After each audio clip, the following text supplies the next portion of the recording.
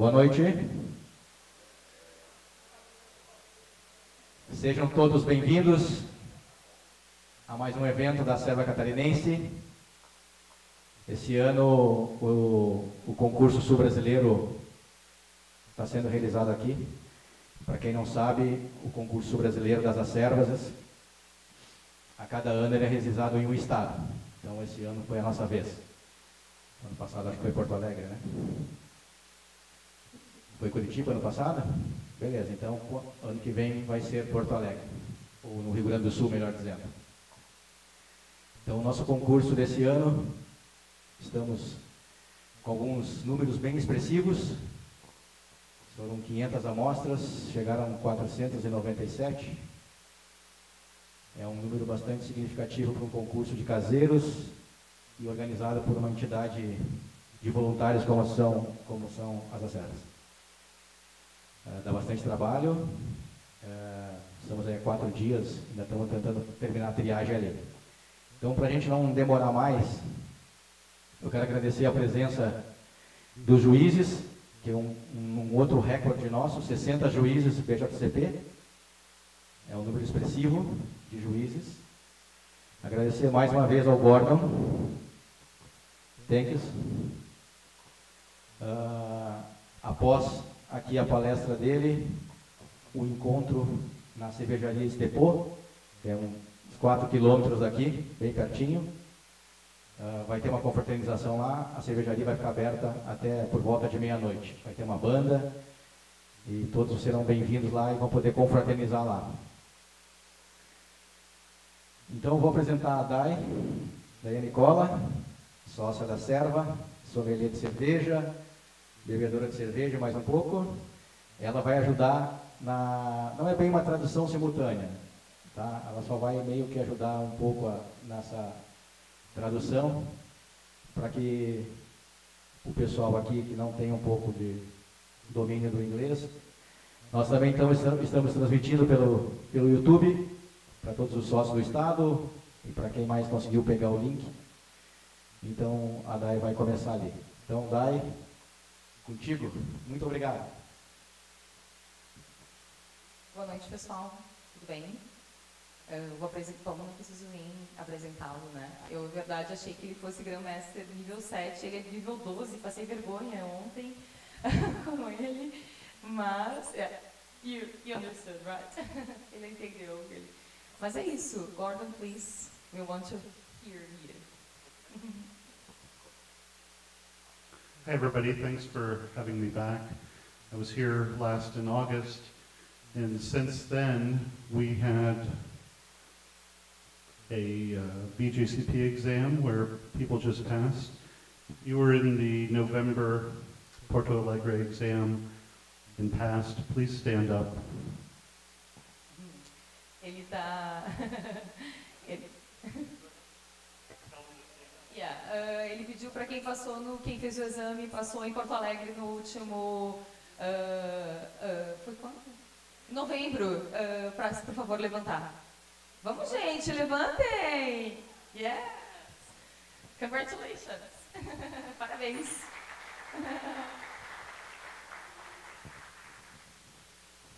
Welcome to the BJCP. Brazil now is the fourth greatest number of BJCP judges in the world. United States, Canada, Australia, Brazil. So very well done. Brasil é o 4º país com o maior número de juízes BJCP do mundo, depois dos Estados Unidos, Canadá e Austrália. Então, parabéns. So, let me just get to my talk. I was asked to give a talk on homebrewing, which I'm really happy to do. So, let's go ahead and get the next slide. What I would like to talk about is some lessons that I learned from winning in competitions. That might not be everybody's goal. Even if you're not competing, if you have quality beer that could win in a competition, then that should be the standard you're aspiring to as a brewer. Ele disse que são algumas coisas que ele preza quando julga uma cerveja ou quando se faz uma cerveja, que você deve ter uma cerveja padrão, uma cerveja boa, uma cerveja que seja enquadrada nos estilos, no guia de estilos. So what I want to talk about is, first, how do you identify what good beer is? What are some of the factors that are involved in brewing that? Understanding how other people perceive your beer. Then how I go about brewing my beer and getting it to the person who is going to drink it in the best condition possible. Então ele disse que algum dos passos é você entender o que é uma cerveja boa, né? Você ter esse conhecimento como cervejeiro e também identificar alguns fatores de sucesso na produção da cerveja, né? And I want to tell you up front that not all of these lessons involve things that actually involve brewing. It's more about understanding how your beer is perceived, building recipes that can impress other people, and getting your beer to where it needs to be in the best condition possible. Não necessariamente seja fazer a melhor cerveja, mas sim você procurar e reconhecer como chegar nisso, tentar criar receitas para atingir o sucesso. So first of all, when I talk about good beer, what do I mean by that? Mostly I'm talking about that a beer is clean, fresh tasting, that you can taste the ingredients. Most importantly, that it's properly fermented. The fermentation hasn't thrown off characters and it's well attenuated. Ele fala que quando ele procura uma boa cerveja, o que ele quer? Ele quer cerveja com que os ingredientes estejam frescos e limpos, tenha todas as características frescas e limpas e que tenha uma fermentação boa, né? But good beer is also, when you hand it to somebody, they know what style it is. It represents the style well, that it has the right balance, that it's served well for that style. I keep mentioning the style for the beer because that's what really sets the expectation for the consumer. Que também a cerveja seja uma boa representante do estilo em que ela foi feita e que ela esteja equilibrada para o estilo também em que ela foi feita. São coisas que são fundamentais na hora de se criar uma receita. So clean fermentation to me first means that it's not infected, that it doesn't have sour or phenolic flavors or any number of other off flavors that come from fermentation. Então, uma cerveja limpa, né, não infectada, que não tenha nada ácido, ou fenólicos, ou plásticos, ou funky, ou butírico, ou vegetais e tudo mais. If people took the off-flavor workshop that I did in Porto Alegre, we tried a lot of these. It was not a happy time, but I think it was a informative time. Ele fez um workshop em Porto Alegre de off-flavors e disse que quem fez sabe que não foi muito agradável, mas é sempre bom, sempre se consegue aprender. And when I talk about a beer that's properly attenuated, I mean that the fermentation is completed, that the remaining beer isn't overly sweet or have too heavy a body, that the fermentation is done. Ele fala que quando ele fala de uma cerveja bem atenuada, que ela não esteja muito doce ou não tenha tanto corpo, né? And when the fermentation finishes, a lot of the problems that you taste in beers naturally get cleaned up by the yeast along the way. Some of the more common ones are the diacetyl, that's like butter, or acetaldehyde, that's like green apples. E depois da fermentação, alguns produtos também podem aparecer, como o diacetil e acetal, que lembra manteiga, e o acetaldeído, que lembra massa verde. But it's not just about having the fermentation complete. It's having the fermentation complete where the yeast isn't stressed too much. Because when the yeast isn't happy while it's fermenting, it throws off all sorts of off flavors that can be pretty offensive, including the fusel alcohols that can give you headaches. Não é só sobre uma fermentação completa, mas também uma boa fermentação, em que a levedura não sofreu estresse e que não desenvolveu características não agradáveis. If you do these things right, even if the style of your beer isn't perfect, you'll still score better than a lot of people in beer competitions. Because beer judges will respond negatively to these things more than anything.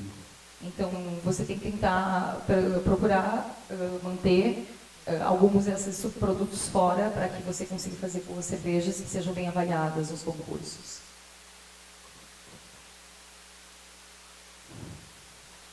So your goal as brewers should be to follow good brewing practices, because just doing the normal things the right way will solve most of those problems. Se você então fizer todo o processo de forma correta, você provavelmente vai eliminar todos esses problemas. So this one slide represents what I think are some of the more important points for brewers, that you're starting with clean, fresh ingredients, including your water. Uma das coisas mais importantes que ele gosta de falar para os cervejeiros é começar com bons ingredientes. Então, começar com ingredientes limpos e frescos, principalmente a água. That you conduct the mash at a proper pH, so that you don't pull tannins from the grain when you're sparging, and that the mash actually completes fully. Cuidar então a tua mostura, o pH dela, para que ela não retire os taninos que não são desejáveis no processo. That you actually run a clean fermentation. We talked about on the previous slide all the indicators of a bad fermentation, but the control points are actually that you're paying attention to the temperature that it's fermenting under, that you've supplied some oxygen, that the yeast you're using is healthy and active and ready to ferment, and that there's sufficient nutrients in there to support the fermentation. Então é para cuidar algumas coisas durante a fermentação, como controle de temperatura, a oxigenação, ter certeza que a tua levedura vai receber oxigênio suficiente para fermentar, e ter principalmente cuidado com uma levedura que seja saudável e ativa. So you want the yeast to finish completely, so that you get the properly attenuated beer and that it cleans up after itself. You do not want the beer to be in contact with the yeast for so long that it starts autolyzing or consuming itself, because that can lead to other off flavors. Uma coisa que você não quer é que a levedura fique muito tempo em contato para evitar com a cerveja, para evitar que ela entre em autólise ou que aconteçam outros problemas. And finally, once you've made the beer, that you package it cleanly, that you don't introduce extra oxygen, because that can cause the beer to fall apart quickly. So you want the beer to actually maintain in that peak condition as long as possible. And the key to that is not introducing extra oxygen while you're packaging. E evitar, então, o contato da cerveja com a oxigenação, cuidar muito com o oxigênio durante o invase. É algo que você não quer e que vai prejudicar a tua cerveja em um curto espaço de tempo. So I mentioned beer styles a few slides earlier. People know what the BJCP's style guidelines are. If you're judging in the competition, either you entered under them or you're going to be judging against them. Vocês sabem que aqui a gente utiliza o BJCP, então algumas pessoas aqui conhecem, a grande maioria, ou você vai ser julgado ou você enviou as cervejas para o julgamento. So beer styles are a very quick way for the brewer and the consumer, in this case the consumer can be the judge, whoever is drinking the beer, to have a very quick conversation about what it is that you're being given. O guia de estilos é uma forma de ter uma conversa rápida, tanto com o juiz, que pode ser o consumidor também, para as pessoas rapidamente entenderem o que você está falando quando você está falando sobre um determinado estilo de cerveja ou sobre uma determinada cerveja. So if I hand you a beer and you say, what is this? If I just say it's a Belgian triple, you automatically know a lot of things. I don't have to describe every little part of the style to you. So that's the fast reason for having guidelines. Por exemplo, se a gente estiver conversando e você me pergunta que estilo de cerveja é, eu falo que é uma Belgian Triple, você provavelmente sabe o que é. Então, é uma forma de todo mundo reconhecer o que se está julgando ou degustando. When people study for the BJCP exam, people often are introduced to the guidelines and think, wow, these must have been this way forever. They're complete, they're thorough, and they fully describe every beer style that ever existed. That's not really true. Ele disse que quando as pessoas são introduzidas então ao BJCP, elas acham que ele tem tudo, sabe tudo e descreveu tudo que já aconteceu e acontece no mundo da cerveja. E isso não é verdade. They're written by people, me being one of them, that are trying to describe beer styles as we understand them. And as we learn more information, or if the beer styles are actually changing, we try to document it in the guidelines. Ele é escrito por pessoas como ele, que tentam documentar o que tem esses estilos, o que vem acontecendo no mercado e tentam adaptar e atualizar ele sempre que possível. So the initial reason for having guidelines was to make it easier for us to all hold homebrew competitions. Easy for the entrants, easy for the judges. Eles começaram então a criar um guia de estilos para julgar cervejas e competições de cervejas caseiras. Era uma forma de unificar algumas características e descrições. It came as sort of a surprise to me that they were used for so many other purposes, including times when I visited South America and people told me that they were using these to find styles they never had tasted before and said, hey, let's go ahead and brew one of these. E ele disse que algumas vezes também é usado para outros propósitos, como por exemplo quando ele visitou a América do Sul e algumas pessoas falaram para ele que não conheciam determinados estilos que vieram conhecer pelo BJCP e resolveram então reproduzir esses estilos. Since the BJCP is a non-profit organization and we offer the materials basically for free, we also see a lot of other organizations that teach about beer using our guidelines to train people. And that's also great because the BJCP is an educational organization. É uma organização então sem fins lucrativos que oferece esse material de estudo educativo quase gratuitamente e que ele sabe que existem outras organizações e outros cursos que utilizam esse material com fim educativo e para eles isso é muito bom. So if you're a beer judge, you do know these. And if you don't know them that well, you'll get to know them better. But I say they're also very helpful for brewers, even if you don't really have an intention to brew according to style. They still help you understand what people are looking for in beer. Então ele diz que ele é essencial para os juízes, quem é juiz e não conhece, deveria conhecer, e que ele é importante também para as pessoas entenderem um pouco mais como reproduzir as cervejas que estão ali.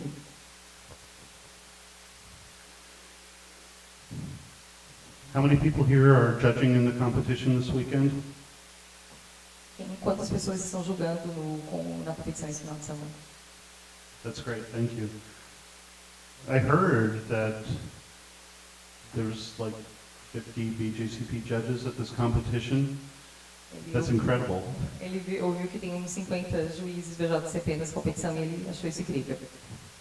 That's like half the BJCP judges in the country.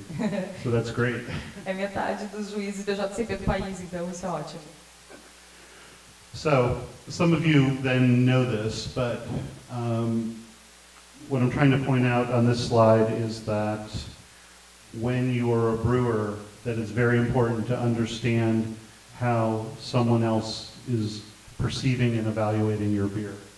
Ele diz que quando você faz cerveja é muito importante você entender como as pessoas avaliam a sua cerveja. So the beer styles are set up with common sections. Aroma, appearance, flavor, and mouthfeel are the ones that most people focus on. Então ele basicamente é estruturado em aroma, aparência, sabor e sensação de boca. So when judges are actually evaluating beer, they go through those different sections and they're taught to describe the character of whatever it is they're perceiving and how strong it is. Quando os juízes então estão avaliando as cervejas, eles buscam discorrer sobre todos essas características e também identificar a intensidade dessas características. Beer judges have some tools. There are things like the flavor wheel and the flavor map that help describe different words that you can use to talk about beer. And judges are also taught to try to use those tools to give more specific descriptions. Então, os juízes têm algumas ferramentas à disposição, como a roda de sabores e o mapa de sabores, e também alguns treinamentos para ser mais específicos na hora das descrições. Algumas coisas que a gente tem como ferramenta. So in general, the more experienced the judge is, the more accurate and specific the terms are that they use. Então, quanto mais experiente é o juiz, mais são específicos os termos que ele utiliza e melhores são os termos que ele utiliza para descrever a cerveja. So, if you receive a score sheet back from a competition and you're reading through what a judge is describing to you, don't just look at the score, look at the comments about what they're telling you about. Compare that against what the style guideline says the style should be, and that helps you understand why you scored how you did. Ele diz para quando vocês receberem então o score sheet, que é a folha de avaliação, para vocês não só prestarem atenção na pontuação, assim, ler todos os comentários que eles fazem para tentar melhorar todos os aspectos que os juízes apontam que é possível melhorar. Judges also try to identify where the flavors come from, whether they're coming from the ingredients or how the brewing process transforms the ingredients, or what happened to the beer while it was handled, finished, packaged. Então, os juízes também tentam entender de onde vem alguns aromas, sabores e inclusive flavors da cerveja, né? Flavors da cerveja. Pode ser dos ingredientes, talvez do processo, talvez da forma como a cerveja foi manejada na hora de envasar, etc. So your goal as a brewer should be to not have to rely on beer judges to tell you what your beer is like. You can learn these techniques, these tools, and apply them yourself. Vocês como cervejeiros não deveriam confiar apenas nos juízes para dizer como a sua cerveja deveria ser, mas você entender, ter ferramentas e poder entender como ela é de verdade. And by the way, once you do that, done everything you need to become a judge, so you might as well take the test. Então, a partir do momento que você sabe tudo isso, tanto produzir quanto avaliar, você já está pronto para ser um juiz. Because if I see you and you exhibit those skills, I will tell you that you have to take the test, and I won't leave you alone until you do. Ele disse que isso é verdade, que se ele vê as suas habilidades, ele não vai largar do teu pé até tu fazer o teste, a prova para o BJCP. E isso é verdade. So when you're actually brewing a beer and you're trying to brew the beer to style, which you should be doing if you're entering it in a competition, the first thing to do is to make sure you're using the current version of the style guidelines and that you understand the description of the style that you're brewing. Ele diz que, então, para a gente poder fazer cerveja dentro do estilo, uma das coisas é você ter a última atualização do guia de estilos, né, para ter certeza de que você está fazendo a cerveja dentro da descrição correta do estilo. When you read the style guidelines, pay attention to the key points of the style. Those can be found in many places, but usually in the overall impression, in the comparison to other styles, sections like that are actually describing what the style really needs to have. Ele diz que uma das coisas que a gente precisa prestar atenção é em pontos-chave que definem o estilo, que podem estar tanto na impressão geral do estilo, quanto nas comparações com outros estilos. I would pay attention to the description of the flavor profile of the beer, the balance of the beer, what proportion of the ingredients are, and also what separates that beer style from other beer styles. Ele disse que ele prestaria atenção, então, no perfil de sabor da cerveja, né? Também para prestar atenção no que separa essa cerveja de um estilo similar, quais são as diferenças. So what you really want to be able to do is, when you're done brewing the beer and it's finished and you hand it to somebody who understands the style guidelines, what happens if you don't tell them what style it is? Just say, here's my beer, what style do you think it is? Então ele diz que o objetivo é você pegar, entregar a sua cerveja para a pessoa e perguntar para ela, sem ela saber o que é, qual estilo que é essa cerveja. If somebody who understands the beer styles and understands beer evaluations can tell you reliably that your beer is of that style, then I can tell you, you will do better in a competition because your beer evokes the essence of that style. Então, se essa pessoa realmente descrever da forma correta a sua cerveja e conseguir enquadrar ela no estilo correto, provavelmente você vai ter uma ótima cerveja que evoca todas as características necessárias para ela estar enquadrada dentro do estilo. It doesn't have to be for styles that can be easily defined, like a Kolsch. If you come up with an experimental beer, it still helps if somebody judging it can tell you what the special ingredients are just by tasting them, because that would tell you that the ingredients are showing up in the final product. E não só numa cerveja fácil de descrever como uma Kölsch, mas também numa cerveja experimental, por exemplo, quando o juiz pode te dizer qual ingrediente foi o diferencial no processo.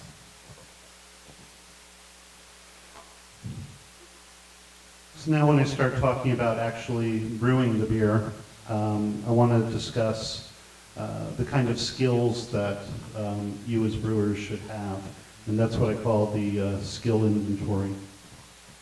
E agora ele vai falar um pouquinho sobre algumas das coisas que o cervejeiro deve fazer, que ele acredita que deve fazer, que ele chama de lista de habilidades.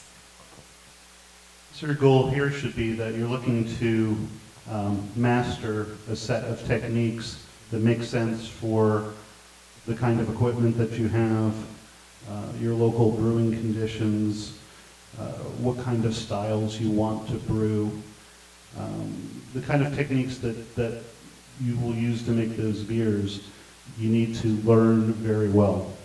Você precisa dominar algumas técnicas, né, baseadas então no tipo de equipamento que você tem, as condições do local que você tem, se ele é adaptado ou não a esse local.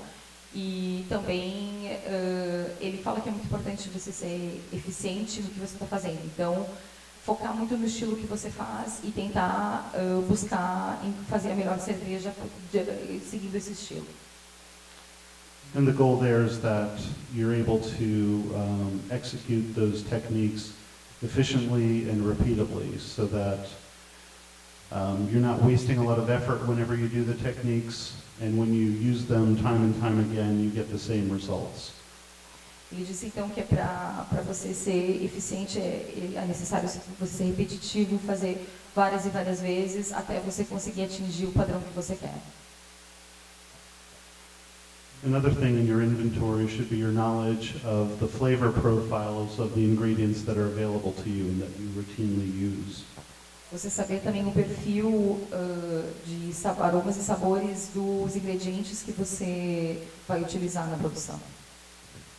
My advice there is to learn a few ingredients very well, especially yeast. Don't be changing the yeast you use every time you brew, or you won't really learn anything. Ele diz que é importante você entender, aprender sobre alguns ingredientes, principalmente a levedura. Ele diz assim, para você não ficar mudando de levedura o tempo todo. Once you understand some of those ingredients well, then you can start adding a few more. But if you're always doing something totally different every time you brew, I don't know that you're ever going to really understand the ingredients, the flavors of the ingredients. Ele disse que se você, cada vez que você mudar e não dominar esses ingredientes uma vez cada no final você não vai saber exatamente qual ingrediente foi o que pode ter afetado alguma alteração importante na sua cerveja. And it's not just the flavors of the ingredients. It's how those ingredients perform when you're using the brewing techniques on them. For yeast, it would be understanding how it works at different temperatures, what the fermentation actually looks like, how long it takes to finish, what are the indicators of a healthy fermentation. You can only see those by observing them over and over again and comparing it against the results. E entender como esses ingredientes funcionam durante todo o processo. Por exemplo, uma levedura, saber exatamente que temperatura ela trabalha melhor, de que forma ela trabalha melhor. Então, sempre buscar entender, até para você poder fazer comparações. So one other lesson I'd like to make sure that you understand is that there really are more than one way to brew. I know a lot of great brewers that brew completely differently, that all get great results, and their techniques are different, and that's okay. Ele diz que há diferentes formas de se produzir cerveja, não existe exatamente uma forma apenas, e que ele conhece ótimos cervejeiros que fazem de diferentes formas ótimas cervejas. So if somebody stands in front of you and tells you that if you don't follow the techniques that I'm telling you that you're going to fail, I can tell you that they're lying. It doesn't work that way. There are so many ways that can solve the brewing problem that you don't have to believe that one person's way works and other people's don't. Ele disse que é para cuidar quando alguém chega para você e fala que a melhor forma de fazer é a forma que ele diz, porque ele sabe que isso não é verdade, que cada um precisa dominar as técnicas e entende como consegue chegar no produto final da melhor forma. Então é só você testando e fazendo para chegar lá.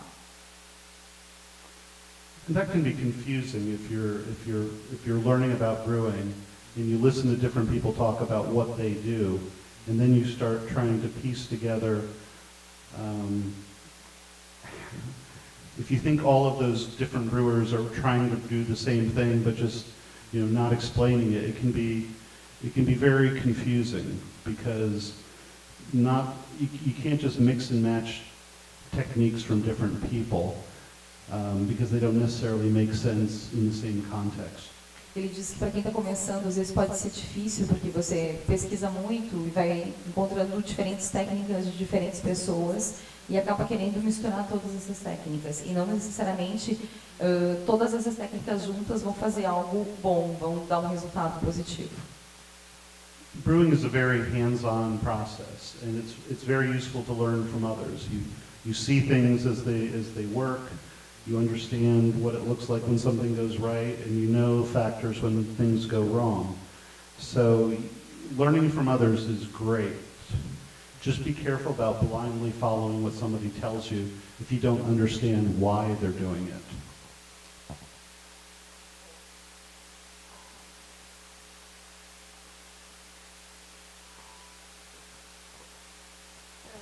É importante aprender de outras pessoas, mas não seguir cegamente o que as pessoas fazem, a menos que se entenda exatamente por que elas estão fazendo determinados passos. So I want you to understand why you are doing each step in your brewing process. What problem are you trying to solve? Where are you? So if something goes wrong and you need to add another technique to compensate, that you don't go back and do something again that you've already finished. É importante entender cada passo, né, do processo sorry,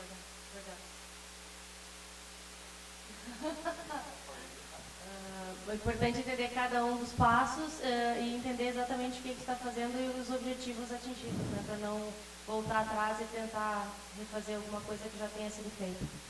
If you get stuck in the middle and something fails, you have to know how much you really have completed so that you don't go back and, you said that part? Okay.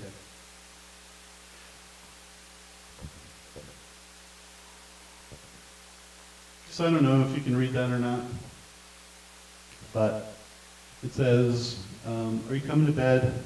I can't, this is important. What? Someone's wrong on the internet.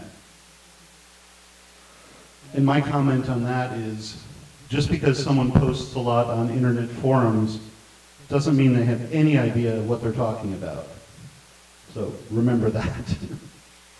Aqui tem quadrinho falando uma pessoa chamando a outra, perguntando se ela vai vir dormir, e daí a pessoa diz que não pode porque é importante, a pessoa pergunta por quê, e a pessoa que está no computador fala, não, tem alguém errado na internet.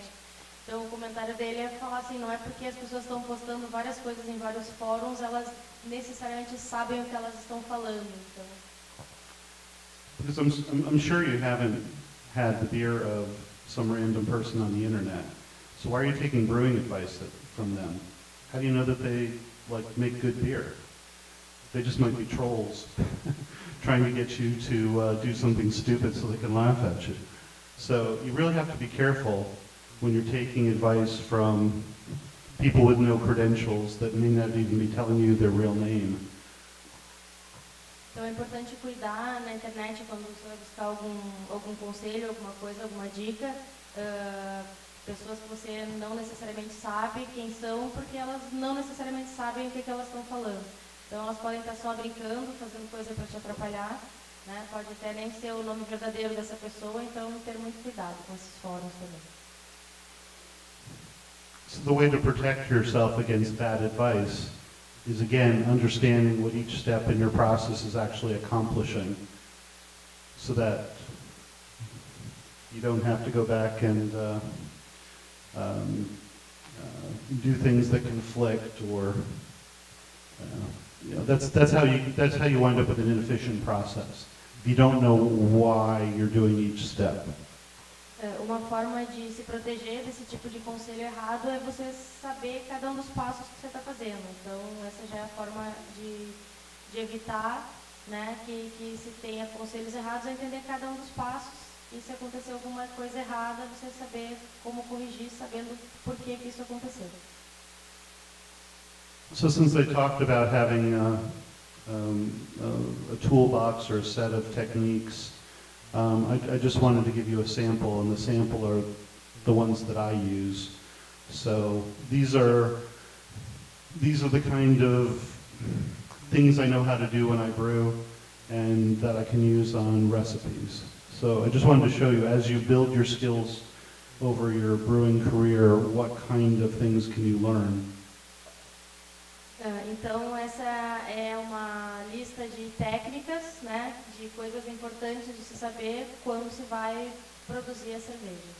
Ter essa lista de coisas que são importantes de se saber. I'll talk about some of these. I'm not going to go through all of them because this is basically an all-day brewing workshop to go through this one slide.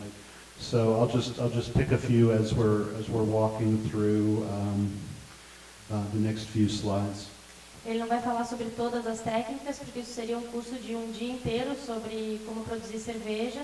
Então ele vai passar só algumas para detalhar. So let me tell you about how I brew. And this is my system. It's a Blickman electric system. We just put it in last year. I'm very proud of it. It's nice and shiny.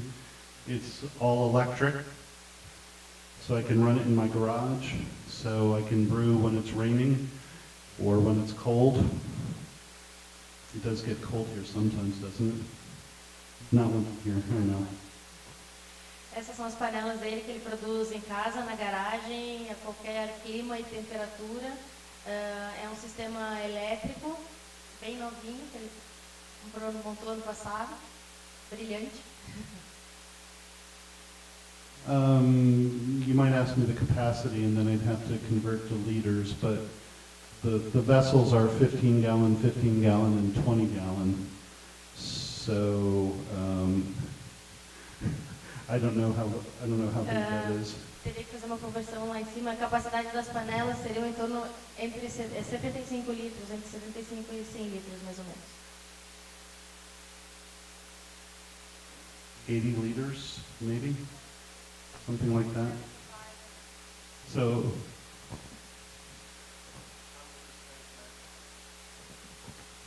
hot liquor tank, mash tun, boil kettle. And the boil kettle is something like 75 or 80 liters. É mais ou menos 80 litros, é uma triblota. I can get 3 kegs full of beer from that.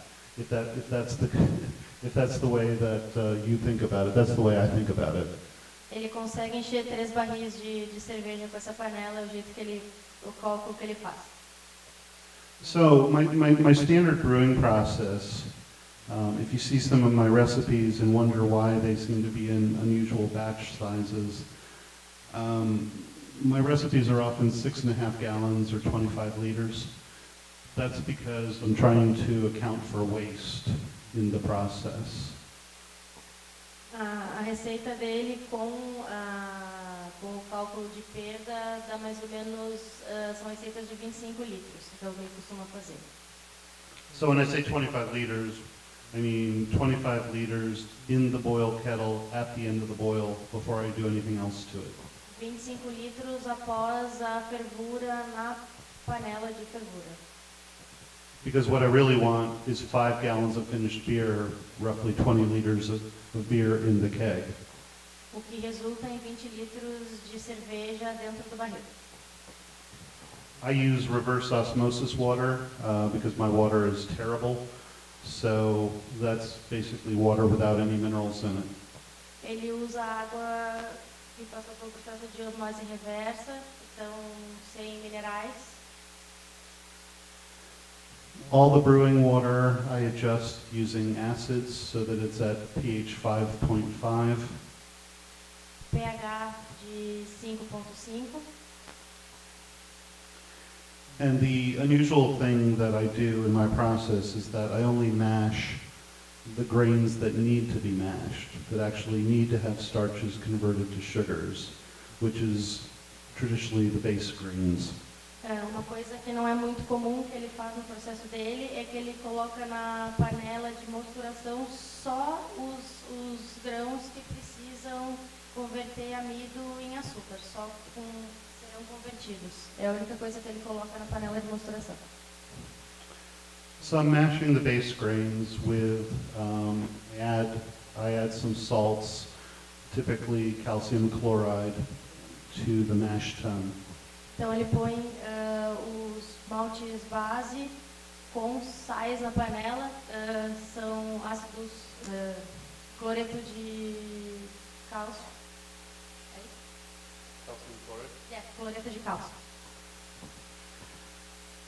Then once the mash is completed, I start the Vorlauf, or the recirculation. I have a pump, so I'm able to pump from underneath the mash tun back through to recirculate.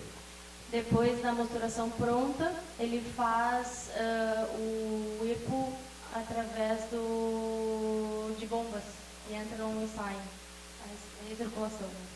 Recirculação, desculpa, com uma bomba. I'm also able to add heat at that point, so I'm usually raising, regardless of what mash program I'm using, I'm usually raising to a mash out temperature. Ele costuma fazer mash out, ele sobe a temperatura até o mash out. That's where, during the recirculation, is where I usually add the dark grains, the crystal malts, all the things that don't need to be mashed, because the starches have already been converted or burned. They're not there. There's nothing there to turn into sugar. Nessa altura, na recirculação, é que ele adiciona os maltes escuros, os maltes cristais, os maltes cristal, e porque nesses, como já passaram pelo processo de torra e tosta, os amidos já estão torrados, então não tem nenhuma conversão ali a ser feita. Because really at that point all I'm doing is rinsing the color and the flavor out of those additional grains. So they don't need to be in the mash tun the whole time, just long enough for them to be that rinsed out of them. And since I'm recirculating at the time, I'm already doing the exact same thing that would need to rinse those grains, so I just take advantage of that step. O que acontece nessa recirculação é que é extraído os aromas e sabores e cores dos maltes escuros. Não há necessidade de passar por todo o cozimento anterior. I don't like beers that are harsh, so I often select hopping techniques that avoid harshness, just like I'm selecting grain techniques to avoid harshness. Ele usa essas técnicas para evitar a astringência, ele não gosta de cervejas com astringência. And some of those techniques are first wort hopping, where you add the hops to the kettle before you start running off from the mash tun. As técnicas que ele usa para isso são, por exemplo, first wort hopping, né? You're adding the hops to the boil kettle before you start running off the wort from the mash tun. Para quem nunca usou, é a adição do lúpulo no processo da mosturação ainda. Desculpa, da primeira trasfega da panela. I find that technique gives you a cleaner, smoother bitterness, but also gives you a lot of hop flavor. So if you use that technique, choose hop varieties that have a flavor that you want in the beer. Nessa técnica, ele consegue ter perfil mais limpo do amargor do lúpulo e dá bastante sabor também. Então, é importante que você escolha o lúpulo que vai dar o sabor que você quer nesse momento da adição na cerveja, na mosturação. I also use a technique called hop bursting, which means adding the majority of the hops towards the end of the boil. So not doing 60-minute or 30-minute hop additions, you're keeping them all in the last 15 or 20 minutes. Outra técnica que ele usa chama de hop bursting, que é a adição nos últimos minutos da fervura, preferencialmente nos últimos 20 e 15 minutos, e não aquelas técnicas que se usava antes de botar 60 minutos, 30 minutos de fervura do lúpulo. É lá nos últimos 20 e 15 minutos. So what you're doing there is you're boiling the hops for less time because you're trying to extract less of the vegetal character out of the hops. You're just trying to get more of the flavor. You'll get reduced utilization, so you get fewer IBUs, so you have to use more hops, which is usually what you want because it gives you more aroma and flavor. Com essa técnica você vai ter menos vegetais, né? A parte verde vegetal do lúpulo, e vai ter mais sabor do lúpulo. A única coisa é que vai ter que adicionar mais lúpulo e vai ter uma percepção de IBU menor, mais sabor e menos IBU. So the way I think about that is that if you're making tea, the longer you let it sit in the hot water, the harsher it gets. So I'm trying to avoid that by keeping the hops in for less amount of time. É a mesma sensação de fazer um chá e deixar em contato com água quente por muito tempo. Então, por menos tempo, o contato do lúpulo, menos a astringência, a sensação de astringência vai ter. Another technique that I use is what I call a hop stand. Professional brewers would call that the whirlpool. You basically wait until the end of the boil and then put hops in, give it a stir, and let it sit for 15 or 20 minutes. Outra técnica é o hop stand, que os profissionais chamam de adição do lúpulo no whirlpool. Então, no momento que está tendo a transferência, né, pelo processo de whirlpool, ali se adiciona o lúpulo, onde a temperatura também vai estar um pouco mais baixa. I do dry hopping occasionally, but I use it less than I used to because it's an opportunity to introduce oxygen into the finished beer, which is bad. Ele usa de forma seletiva o processo de dry hopping. Tem usado cada vez menos porque é uma oportunidade de inserção de oxigênio no produto pronto, na cerveja pronta, e a gente não quer isso. But dry hopping will give you a different flavor. It will give you a certain freshness that the other methods lack. Mas o dry hopping te dá um frescor e determinados sabores que as outras técnicas não te tragam. So when I dry hop, I try to use techniques that won't introduce additional oxygen. Quando ele faz dry hopping, ele procura usar técnicas que não introduzem oxigênio. But that means they're a lot of work. I don't just open the lid of a fermenter or a keg and throw hops in and then close it up again. Precisa de bastante trabalho, ele não simplesmente abre a tampa e introduz o lúpulo e fecha a tampa de novo. So I keg my beer, so I usually have kegs available, and this requires 2 kegs. Ele sempre tem barris disponíveis, são necessários 2 barris, então ele passa a cerveja para um barril. So I put the dry hops in a mesh bag in a keg and make sure there's no oxygen in it. I push the CO2 through it to purge it of oxygen. Ele põe o lúpulo num saco, né, num mesh bag, num saco de voal normal, e procura tirar o máximo de oxigênio que tem dentro desse barril. Then I have the beer that I want to dry hop in a separate keg. No outro barril diferente está a cerveja pronta. I connect the 2 kegs together with a short tube that goes from the beer side to the beer side. Ele conecta os 2 barris com uma mangueira que sai da cerveja, do barril onde está a cerveja para o barril onde está o voal. And I'll push the beer with CO2 from the keg that it's in into the keg that has the dry hops.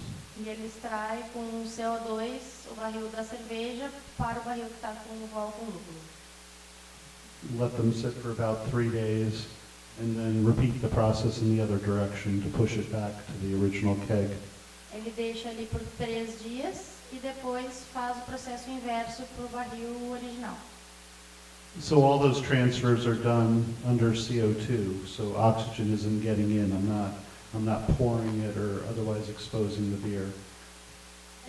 Todo esse processo acontece com CO2, então a cerveja não fica exposta a oxigênio. I said I use reverse osmosis water that has low minerals. When I do want to add minerals to the beer, it's for flavor purposes. Ele diz que usa água com osmose reversa, com baixos minerais. Então, quando ele adiciona, os minerais são sempre em busca de sabor. And I usually do that by adding the salts directly to the boil kettle. E quando ele adiciona esses sais, ele adiciona diretamente na panela de fervura. Calcium chloride gives the beer sort of a rounder, smoother finish, and calcium sulfate gives a sharper, more minerally tasting finish. O cloreto de cálcio dá um final mais redondo, assim, mais e o sulfato de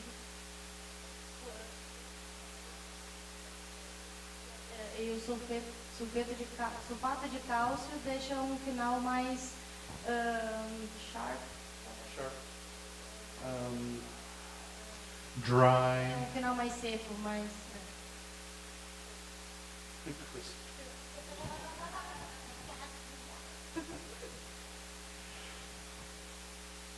I wanted to point out the picture in the upper right-hand corner. I don't know if you can read the hydrometer. You probably can't. Alguém consegue ler na decímetro lá dentro? That beer is a saison. It finished at 1.002. É uma saison que finalizou com 1002. no sugar, praticamente sem açúcar. no Brett, no tricks. Sem açúcar, sem brete, sem nada. That's all through mash control. Só controle na misturação. So, if people tell you that mash techniques don't make a difference, show me other techniques that could do that. Se alguém falar que as técnicas de misturação não funcionam, então mostre outras técnicas que são capazes de fazer isso. So that's a technique that I started using. I didn't read it in a book, so it doesn't really have a name. I call it the round trip mash, like going out and back. But I wouldn't talk about that name to anyone else because it only makes sense to me. Ele disse que isso não está nos livros, não tem praticamente nome. Ele chama de viagem de ida e volta, né? É uma forma que ele mesmo chama, só faz sentido esse nome para ele mesmo, mas essa é a técnica que ele usa. Oh, and by the way, that has rye in it as well. Tem aveia tem centeio também nessa cerveja. So I did that by mashing in at about 68°C. O mash-in foi em 68 graus centígrados. And I started recirculating the mash tun without adding any additional heat. Ele fez a recirculação sem qualquer adição extra de calor. So it started cooling off. Então começou resfriando. And I kept doing that until the temperature got down to 60°C. E ele continuou recirculando até a temperatura chegar a 60 graus. Then I turned on the heat and I brought it back up to 70. Daí ele acendeu o fogo de novo e subiu até 70 graus. It's a slow ramp, so that whole process probably took an hour and a half or 2 hours. The whole mash. Todo o processo levou entre 1h30 e 2 horas, então é um processo lento. So you're probably thinking, like, how's that possible, or what's happening, or why that doesn't work in other techniques? Daí você para pensar como isso é possível e por que isso não acontece com outras técnicas. So what's happening is you probably know that there are two types of enzymes that convert starches to sugars, the amylase enzymes, alpha amylase and beta amylase. Ele fala porque tem dois tipos de amilases, né, alfa e beta amilases, que vão trabalhar. People tell you that you want a fermentable wort, that you should mash at a lower temperature because that encourages maltose production. As pessoas falam que o mosto precisa ser cozido a temperaturas mais baixas. And that's para converter em açúcares fermentáveis. And that's true. Maltose, perdão. That's Maltose true. temperaturas mais baixas. But the way the enzymes work is it snips off maltose from the end of a long chain of starch. A maltose, ela corta pelas pontas uma longa cadeia de amido. So that's kind of a slow reaction if you expect to get all the way through big chains of starch just working at the end. Tem que ser lento porque se você quer cortar uma longa cadeia em pequenas partes, isso leva um tempo. So when you start at that higher temperature, what it does is it chops up those long chains randomly, so you get smaller chunks. Se você faz isso muito rapidamente, ela vai cortar aleatoriamente pedaços grandes, em temperaturas mais altas. Then when you drop down to that temperature where the beta amylase works, it kind of has a lot more surface area. There are a lot more ends for those enzymes to be chewing on, so you wind up with a much more fermentable wort. Se você faz isso com uma temperatura mais baixa, a base é muito maior e ela consegue fazer em cortes menores. Daí tem açúcares fermentáveis, maior quantidade de açúcares fermentáveis no mosto. So, I mean, it takes some time, but I'll use that on a style that I want to be really, really dry, like a Saison. Ele faz isso em cervejas que ele quer que sejam com final bem seco, como uma Saison. I haven't tried it on an IPA yet, but I'm kind of interested in doing that. Ele ainda não fez isso numa IPA, mas ele está bastante interessado em fazer. So I took a picture just because I didn't figure people would believe me if I said I had a beer that finished at 1.002 and I didn't do anything with ingredients. Ele tirou uma foto então para provar para as pessoas, porque ele acreditava que as pessoas não iriam acreditar que ele conseguiu fazer isso apenas com os ingredientes. So anyway, that's the outline of the kind of things that I do when I brew. But every recipe I'm going to choose the few techniques that I need for that recipe. I don't use all the techniques on every recipe. I use a few specific techniques on each individual recipe. Esse é mais ou menos uma parte do processo que ele usa, o que ele costuma fazer. Ele diz que não usa todas as técnicas em todas as receitas de cerveja, ele usa alguns processos em algumas receitas de cerveja. As far as mashing techniques go, I often use German mashing techniques. I use step mashes because it's easy for me, which means I'll do a rest around 62 to 64 and then one up around 70. Ele costuma fazer mosturação como os alemães fazem, com rampas de temperatura. Ele começa com 61, 62 graus e vai subindo até 70. I tend to use lower mash temperatures because I do want to encourage the beers to attenuate. If I do want some extra body in the beer, I'll often add carapils or little oats or some grain that will add unfermentable body components to the beer.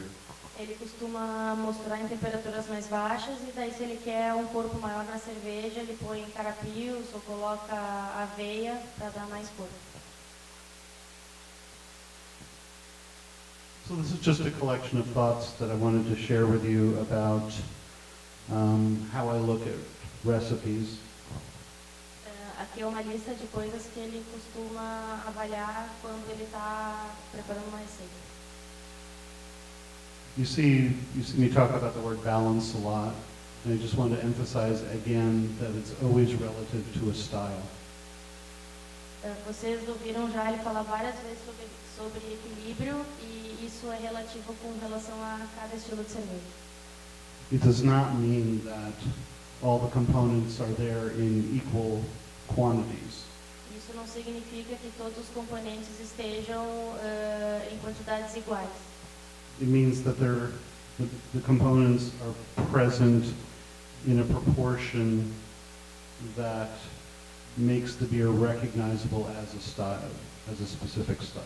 Isso significa que os componentes estão ali na proporção que você identifique o estilo que ela é. I've mentioned attenuation a few times, and many people measure that based on the percentage attenuation that the yeast says. What I say to you is that I believe that final gravity is more important than the actual percentage of attenuation for determining the beer's character. Vocês ouviram também ele falar várias vezes sobre atenuação e atenuação onde chegou a levedura, mas ele diz que o FG é mais importante do que o percentual de atenuação que apresentou. The example that I use there is how some brewers in the United States would make a Belgian triple. They tend to make them like their pale barley wines. Um exemplo disso é como os cervejeiros americanos costumam fazer uma Belgian triple, que eles costumam fazer como uma barley wine clara. They could have a high attenuation, but if the final gravity is 1.024, it doesn't matter if it's 90% attenuated, it's still going to taste sweet. Não importa qual é o percentual de atenuação, né? Se ela tiver com uma gravidade final de 1024, não importa se ela atenuou até 90%, ela ainda tem um corpo muito cheio e está muito doce. So I tend to look at the final gravity of the beer more for telling how dry it will be than anything else. Ele costuma avaliar pela FG o quão seca está a cerveja e não de outra forma. The ratio of gravity units to bitterness units is an idea that came out of Ray Daniels' book, Designing Great Beers. But I don't really think it tells the full story. A relação entre a unidade de gravidade com a unidade de amargor não explica completamente. Essa relação é dita no livro do Ray Daniels, como Designing Great Beers.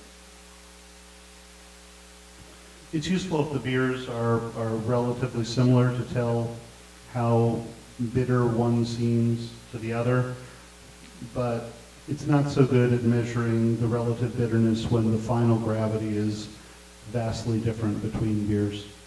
É difícil comparar o IBU das cervejas quando se tem gravidades finais muito diferentes. Isso é relativo. People tend to measure bitterness in beers in IBUs or BUs. As pessoas costumam avaliar o amargor da cerveja através de IBU ou BUs. But that's really only the bitterness in a beer that comes from hops, and then only one specific component of hops.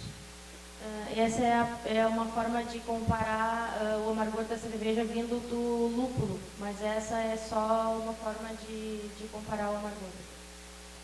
So that could be the measured bitterness of a beer, but the perceived bitterness is often quite different. Essa é a forma de medir o amargor da cerveja, mas é só uma forma de amargor.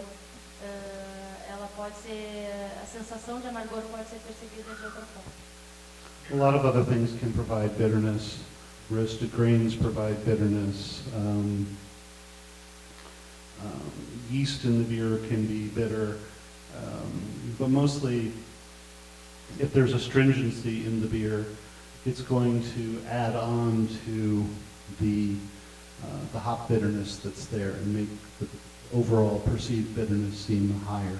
Há outras fontes de amargor, grãos ácidos podem trazer isso, própria levedura, a astringência também traz amargor. So that's why I try to get judges to focus on the difference between a clean bitterness and a harsh bitterness, because the harsh bitterness will make the IBUs seem actually higher than they read. Ele incentiva que os juízes entendam a diferença entre um amargor limpo e um amargor com astringência. Um amargor com astringência faz a sensação de amargor ser mais alta. And some of those flavors aren't always there at the end of brewing either. If your beer oxidizes, some of the compounds can become harsh, so your beer does get, might seem like it's getting more bitter as it oxidizes because of the harshness. Alguns componentes não estão sempre ali. Muitas vezes uma cerveja que passou por um processo de oxidação acaba tendo uma sensação maior de amargor em função da própria oxidação. The way you perceive the bitterness can also be influenced by the minerals in the beer. If you have the calcium sulfate, for instance, the sulfate dryness does make the bitterness seem sharper. O sulfato de cálcio pode deixar o amargor mais presente, então muitas vezes os sais fazem com que a percepção de amargor seja mais alta. Something I try to teach new beer judges is the difference between the terms malty and sweet. Uma coisa que ele procura que os novos juízes entendam é a percepção das expressões maltada e doce. Malty just means the flavor of malt, while sweet means the flavor of sugar. Maltada é sabor de malte, doce tem sabor de açúcar. So think about German lagers that you might like. Those are, the best ones are malty, but not sweet. You might think they're sweet, but if you focus on the finish, you should be able to tell that they're dry. Pensa nas German lagers que você gosta e daí você vai perceber que elas são maltadas, mas elas não são doces. Você pode até pensar que elas são doces, mas você vai perceber que o final delas é seco. So if they actually were sweet, then you probably couldn't drink them as quickly as you could. That's one of the nice things about German lagers that really makes them drinkable is they taste good because they're malty, but they're dry, so it's easy for you to take the next drink. Se elas fossem de fato doces, não seria tão fácil de bebê-las na velocidade que você costuma beber. Elas são maltadas, mas elas são secas, então por isso que elas são tão agradáveis de beber.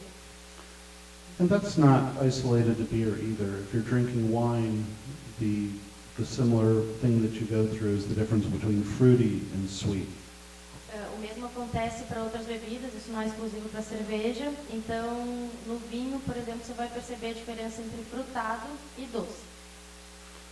So think about sweet more as not dry in beer rather than having something to do with the flavor. So focus on that aspect of the beer.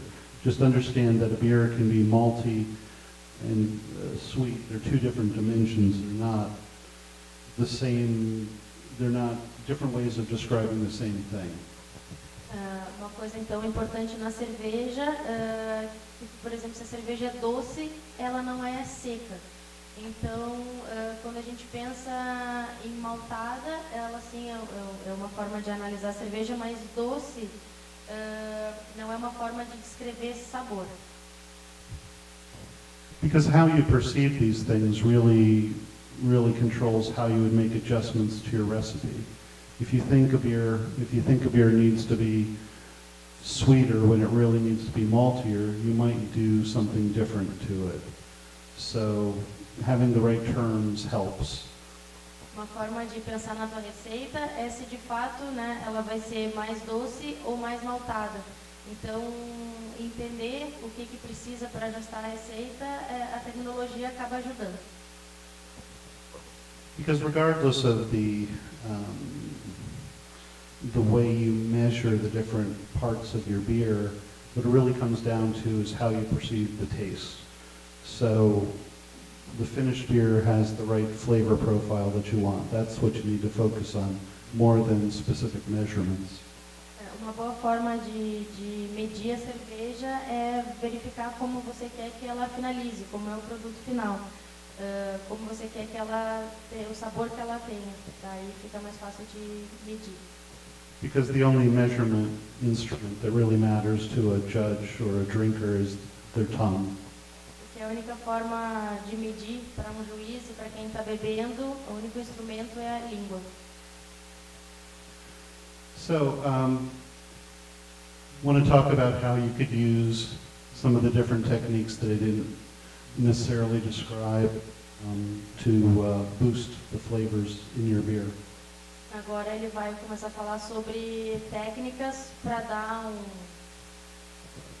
otimizar os sabores da cerveja.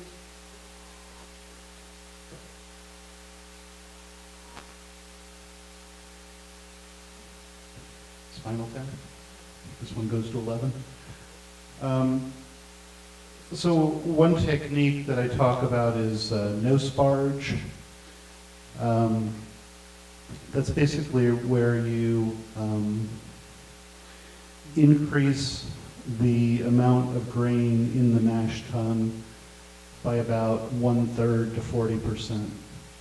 Uma das técnicas que ele usa é aumentando entre 30% e 40% a quantidade de grãos dentro da panela de maceração, sem esparte. Then Não esparte. you drain the mash tun once and don't actually rinse the grain. You just drain what's in there. Tira toda a água, faz toda a transfega para outra panela, não põe água de lavagem. If you didn't hit your initial volume, then you add water to the kettle. Se você não chegou na quantidade de líquido suficiente, só adiciona água à panela. But you still get your gravity because you use more grain to start with. You're basically doing a less efficient mash so that you can get the best tasting parts of the malt first. Você vai chegar na gravidade porque você já colocou mais malte no começo, não vai ser tão eficiente, mas você está buscando os melhores sabores do malte. First word hopping, I already mentioned. Actually, I mentioned the other three techniques, first word bursting and mash capping, which is adding the dark grains during the recirculation. As outras duas técnicas ele já falou, do first word hopping, do hop bursting, e o mash capping é a adição dos grãos escuros lá quando está fazendo a recirculação. Those are all examples of techniques that I might use if I was trying to increase the maltiness or the hop flavor or aroma or the smoothness of dark malts. São técnicas que ele lança a mão de utilizar para ter mais sabor, tanto de lúpulo quanto de malte, uma cerveja mais maltada, ou aroma, ou maciez na utilização de grãos escuros.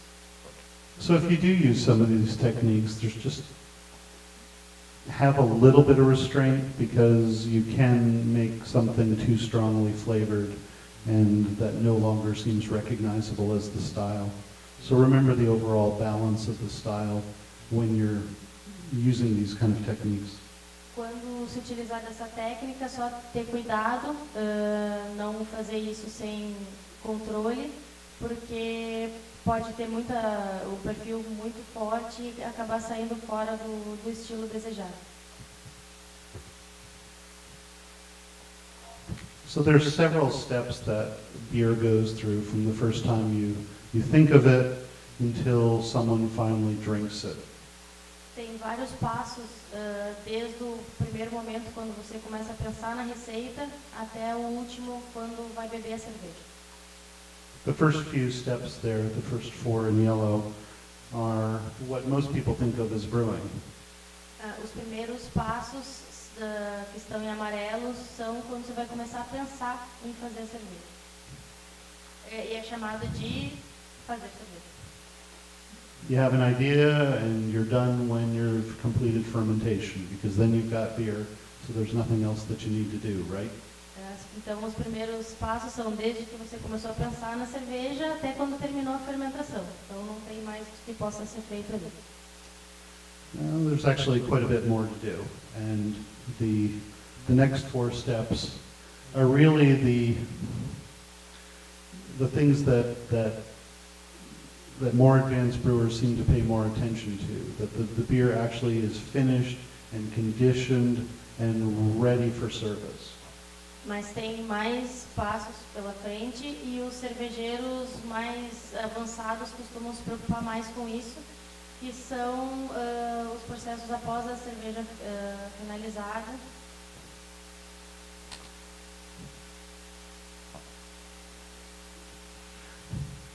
And if you happen to be a home brewer preparing for competition, there's other things that you could do to be getting ready for competition. If you're a professional brewer, this is the steps you get through to put the beer out the door or put it on tap.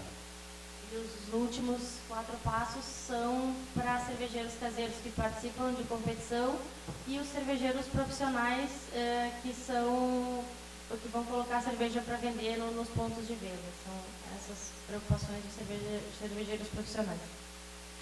And the final 4 steps are really things the brewer has very little control over. And that's Desculpa, pessoal, os em branco são o que eu acabei de falar, que são para competição e cervejeiros profissionais. Os próximos 3 agora o Gordon vai falar. no problem. I know what disculping means. So the things the brewer doesn't really have control over is how it gets shipped, how it gets moved, once it is in another facility, how it gets stored, how it is ultimately served, and the conditions under which it's drank or judged at a competition.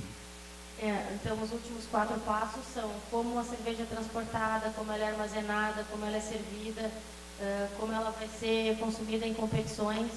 Esses são os últimos 4 passos. And for commercial brewers in a country like this, those last steps are pretty important, because if you have your hot weather and the beer is sitting somewhere, who knows what's going to happen to it.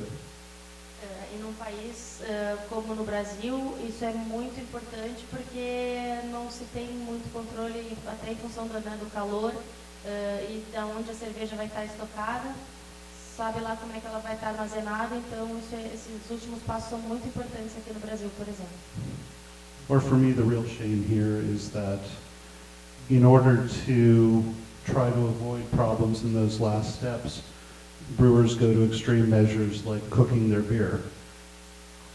Uma coisa que quem convive um pouquinho com o Gordon sabe que ele fica bem preocupado, para que essa última etapa, a cerveja, né, o cervejeiro não se preocupe tanto na estocagem, eles vão e pasteurizam a cerveja. Isso é uma coisa que ele se preocupa bastante, tanto que ele chama de cooking, né, os cervejeiros cozinham a cerveja para ela ter uma estocagem teoricamente melhor.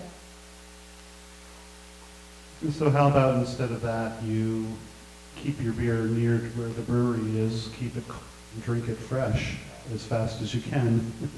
Aí a sugestão dele é que se beba a cerveja o mais próximo possível, mais fresca possível e o mais rápido possível.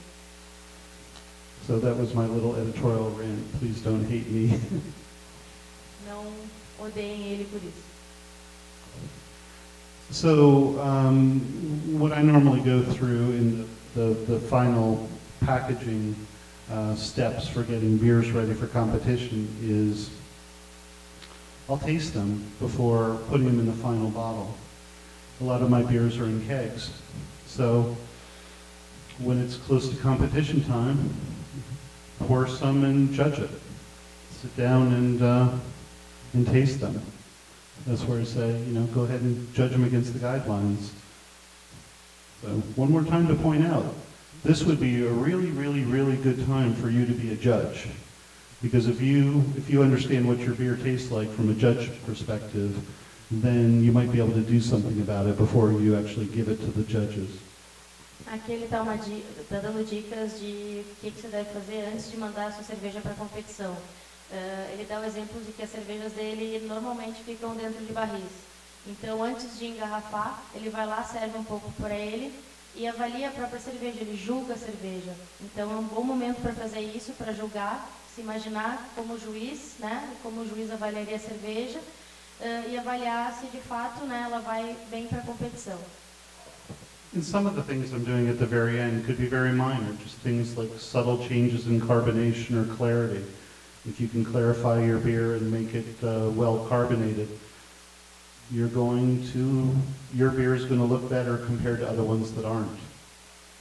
E às vezes são ajustes muito pequenos que são necessários, como arrumar a carbonatação da cerveja ou clarificar. Então, a própria apresentação, às vezes no momento do julgamento, já faz toda a diferença em comparação com outras cervejas que provavelmente não estarão assim. Another thing that I would do occasionally is I might blend different batches of beer. If one beer seems like it's getting a little old, maybe give it a little bit of a fresher version of that batch to get a fresher flavor while still having some complexity. Outra coisa que ele faz é, se tem vários lotes da mesma cerveja, muitas vezes ele pode usar o blend, né, fazer a blendagem dessas duas cervejas e avaliar que às vezes colocando no mais jovem acaba dando uma condição mais fresca da cerveja. Then I would do the final packaging for the beer. I'd put in a competition bottle with as little oxygen as possible. If you've got methods to do that, I use a Blickman beer gun, which requires filling from a keg. But there are other things that you can do. Even if you fill up the bottle, you can take your CO2 tank and hit the bottle with a little CO2 to cause it to foam up, so you can put the cap on top of the foam like they do in breweries. Daí ele invasa a cerveja, ele tem uma beer gun, onde ele invasa dessa forma para evitar o máximo possível de oxigênio, ou então a parte do vinho. Fazer uma purga de CO2 dentro da garrafa para tirar o CO2 antes de colocar cerveja. Como é feito em cervejarias comerciais. Jogar por cima o CO2, daí quando tiver a espuma, daí fechar a tampinha. And I'm usually doing these kind of processes very cold temperatures. I do it as close as I could to freezing as possible, just to be able to maintain the carbonation inside the beer and to avoid oxygen getting in.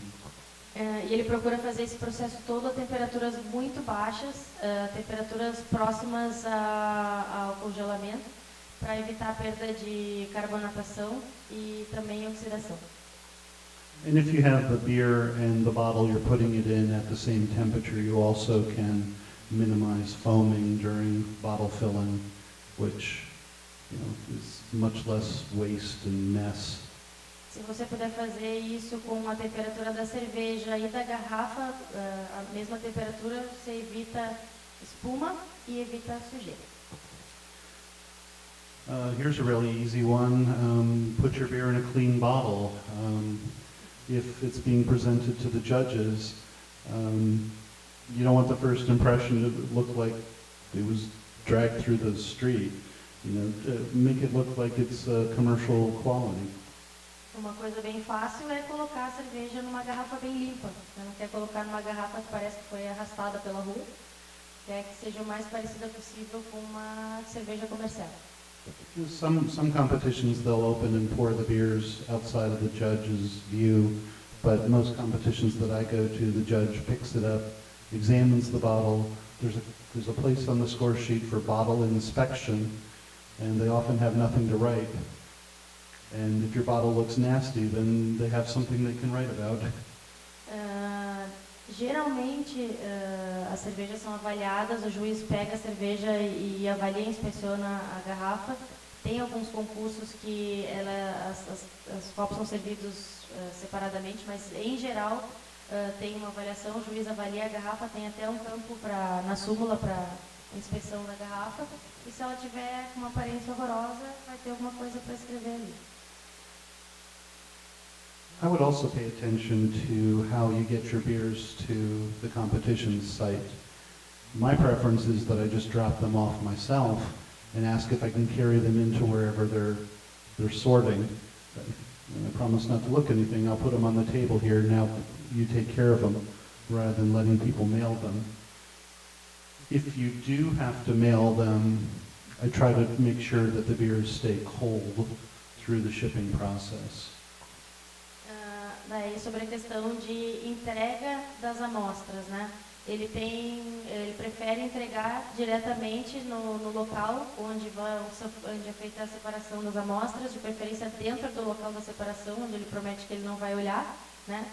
Mas se tiver que ser mandado pelo correio ou alguma outra forma, que seja de preferência a temperaturas baixas. So I would often build my own boxes that were insulated so that they would retain the cool temperature and have the beers as cold as possible and ship them that way. Ele costuma construir as próprias caixas onde a temperatura da cerveja seja mantida, né, baixa temperatura, e daí despacha as garrafas. And if you're relying on somebody to ship the products for you, pay attention to the timing, because you want you want them to be in unknown conditions as little time as possible. So if you know shipping companies don't deliver on the weekend, don't send the box on Friday, because it's going to sit someplace hot for several days before they come get it again.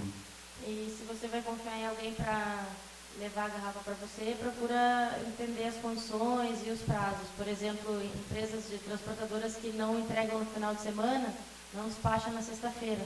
E a cerveja vai ficar, sei lá em que condições, sabe-se lá em que condições, em que temperaturas, até o próximo dia útil de entrega.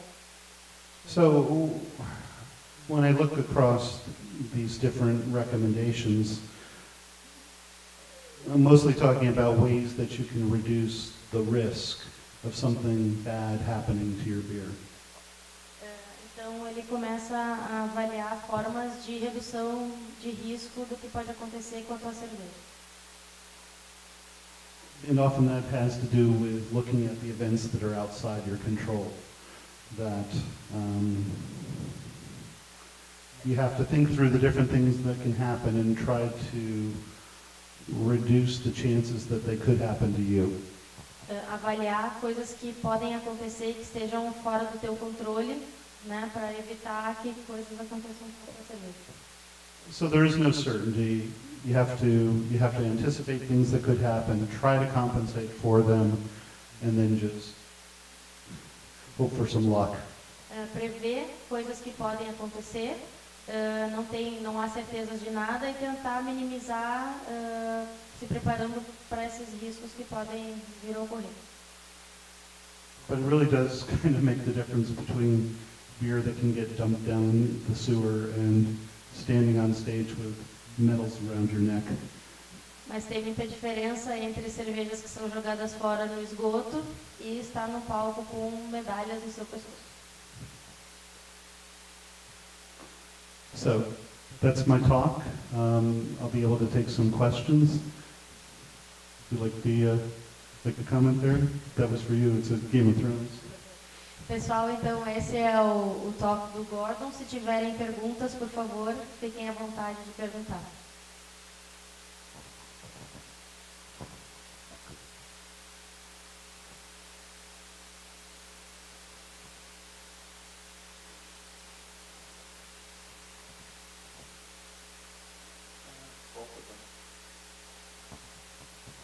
I'm going to ask first in Portuguese.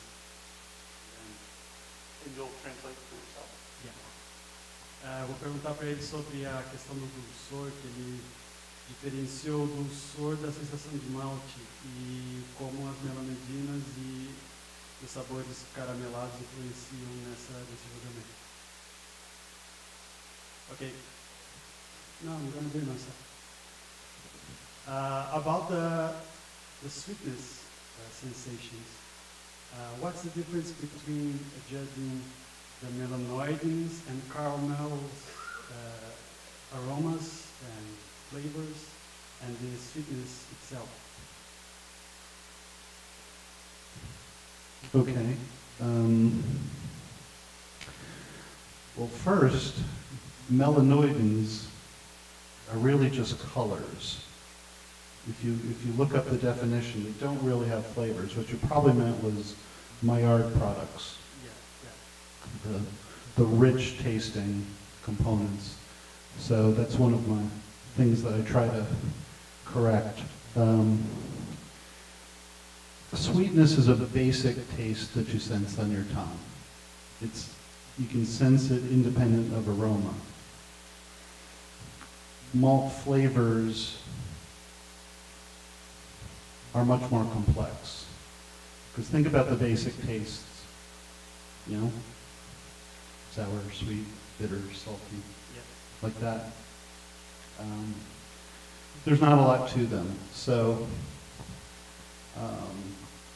what I do is I think about the flavor of sugar and say, they tend to not say that this tastes sweet, I might say that this tastes sugary, which probably isn't translated into Portuguese as a word. But I try to draw a distinction between the flavor I'm tasting, not that basic sweetness level. For the more complex flavors, then it's again how you're sensing them. There is an aroma component that you get out of it, but you tend to think of it as richness as you process the information in your brain. Do you want to translate the answer too? I'm going to try. Don't ask me to repeat it. Pelo que eu entendi, o pessoal me ajuda também, quando ele vai julgar o dulçor, ele diz que o dulçor tem gosto de açúcar açucarado, tem gosto de açúcar. E que quando ele pensa nos aromas mais complexos do malte e sabores mais complexos, ele pensa isso como uma riqueza no sabor, como uma complexidade, não como um dulçor, talvez. O pessoal concorda?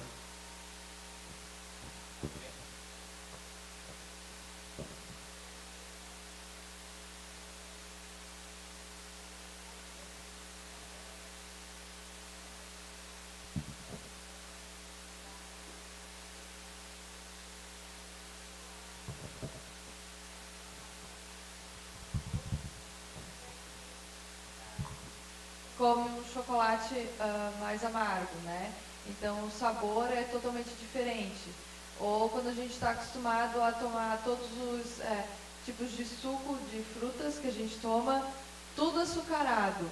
Então uma boa forma da gente testar isso é tirar o açúcar de tudo, né? Então todo esse conceito que a gente tem do gosto da fruta, do gosto de algum tipo de doce, como chocolate, enfim, se a gente tira o açúcar disso, a gente começa a ver o sabor e a complexidade do sabor sem ter esse aspecto doce, e isso facilita na hora de diferenciar daí para outras coisas também, né? Como um grão de malte, às vezes a gente come um grão de malte e faz essa diferenciação também.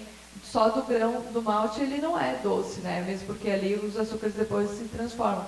Mas um bom exercício que a gente pode fazer é tudo aquilo que a gente costuma adoçar o café, por exemplo. Tomar um café com açúcar e um café sem açúcar é completamente diferente, né? Um café com açúcar o que a gente sente é doce, apenas, e não o sabor realmente do café. Então, para testar, seria interessante fazer esse tipo de exercício, apesar de que muita gente tem, né, uma aversão a tirar o açúcar das coisas, né? BJCP Judge.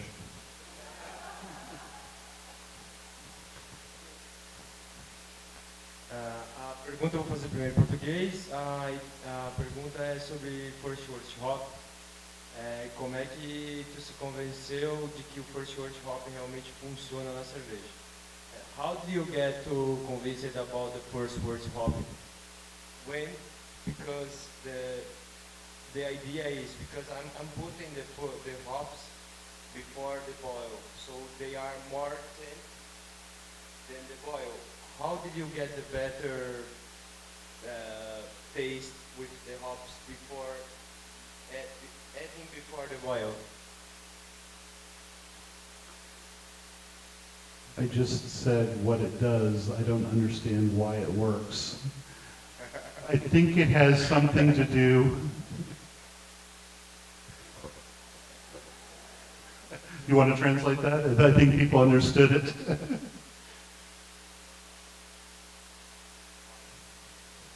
Yes, I understood. Well, O pessoal, ele disse que funciona para ele, mas ele nunca conseguiu chegar aí tão a fundo para realmente descobrir como isso realmente acontece, assim. Então é uma coisa que ele realmente acredita, porque ele leu e faz, e é isso. É fé.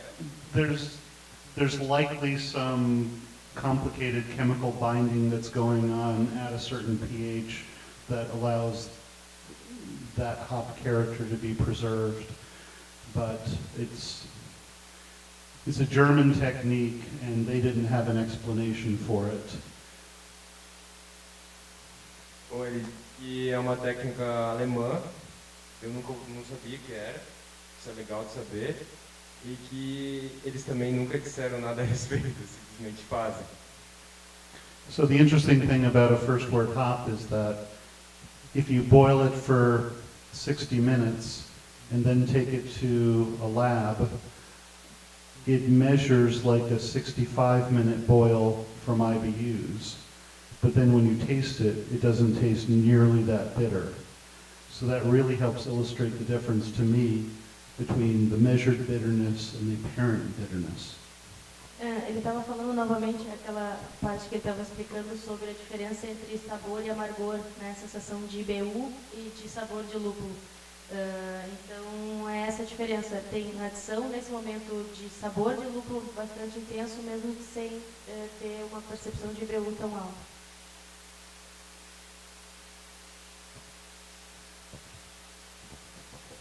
Bom, thank you.